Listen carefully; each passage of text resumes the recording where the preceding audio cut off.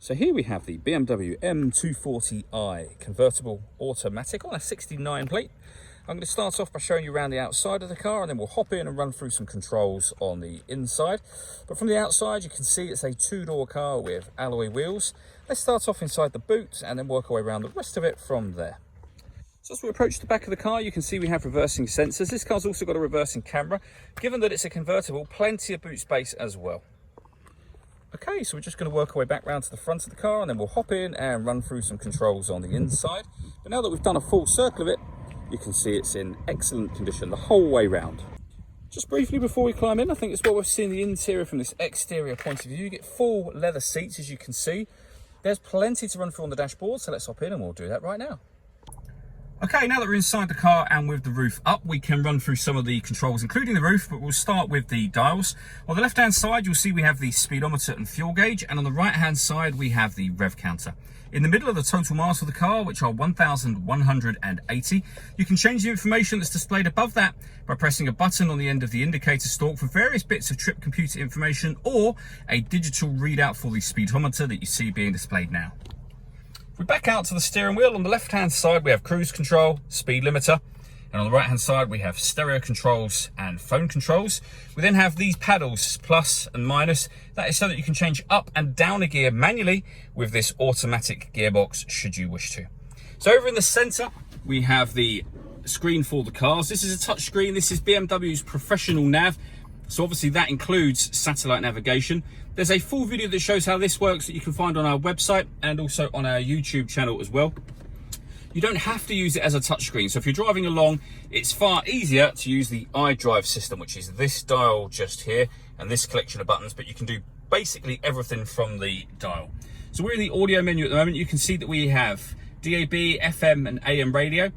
We've got CD player. You can stream music wirelessly via Bluetooth audio. We have USB inputs as well. As say, you can pair your phone from here. Everything can be done using the dial, or if you wish to, you can use the touchscreen.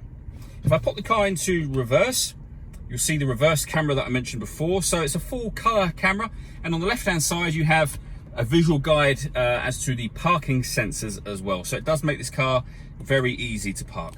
Working our way down, we have the CD player and then the dual zone climate control. So you can adjust the passenger temperature, the driver temperature, the fan speed up and down from here. You can determine where you'd like the air to be distributed for both driver and passenger individually. When you're happy with those settings, this button turns the air conditioning on and off. So it's off or on when that light shows, or hit that one and you put it into auto and the car will take control of the fan speed, which you can hear it doing, and the direction of the air, in order that it maintains the temperatures that you've asked for. So override that, press the auto button again, and you'll go back to whatever setting you had it on previously. Very important for a convertible, this car's got heated driver and passenger seats, a passenger one just there, with 3 different heat settings each. We then have 2 cup holders, a 12-volt charging socket, and you can see the key is sat just there. This car's got keyless start. You just need to make sure the key is in the car somewhere in your bag or pocket. And then there's a button just here to start and stop the engine. The button above that is for the stop and start. Hit that button to turn the system off. Otherwise, the car is designed to cut out when it's stationary in traffic to save you fuel. Down here, we have the gear lever for the fully automatic gearbox, and then these buttons just here. So firstly, this one turns off traction control, and this will change the driving setup of the car. So if we press it upwards once, we'll put it into sport mode. This car's also got Sport Plus mode, which is the same as Sport, but gives you dynamic traction control. Back down to Sport, back down to Comfort, which is your everyday driving, and then Eco Pro at the bottom. So with regards to the roof for the car, there's a button just down by the iDrive system where that dial is. Just lift that button up. The first thing that will happen is that all 4 windows will go down. Keep your finger on the button and the roof operation will begin.